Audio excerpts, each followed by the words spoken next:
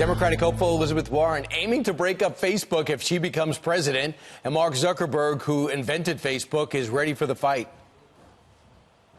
Elizabeth Warren, who thinks that the right answer is to break up the companies, if she gets elected president, then I would bet that we will have a legal challenge, and I would bet that we will win the legal challenge.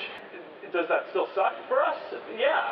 Well, the Facebook founder caught slamming Elizabeth Warren and threatening a lawsuit if she wins the White House. FCC Chairman Ajit Pai joins us right now.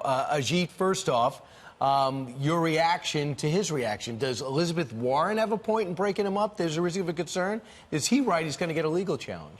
Well, my agency, the Federal Communications Commission, does not regulate Facebook. That would be the purview of the Federal Trade Commission or the Department of Justice. So I can't comment on that particular controversy. What I can say, though, is that a lot of these Silicon Valley tech giants were telling Washington to impose these so-called net neutrality regulations on other companies. And it's hard to say that one sector of the economy isn't transparent if you're not being transparent yourself. It's one thing to say that another company is a monopolist, but you're also going to draw the scrutiny of antitrust officials and politicians. Does it frustrate you don't have a say in that, being that each passing day it becomes more apparent that that's the future?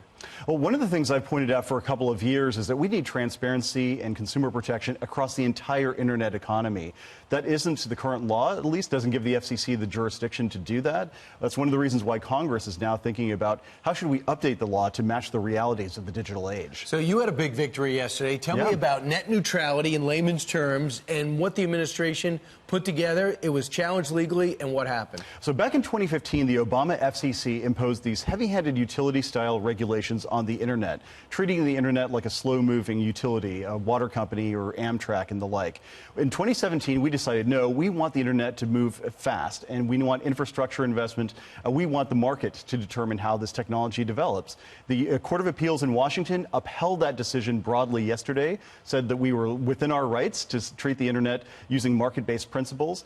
And I'm very excited for what this means for consumers, because since we made that decision, speeds in America are up 40% on average year over year.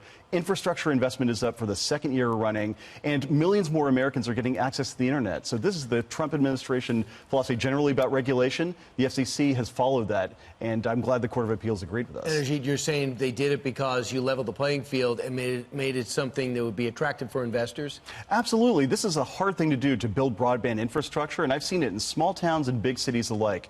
The harder regulations make it to build a business case for building these networks, the less likely it is those networks will be built.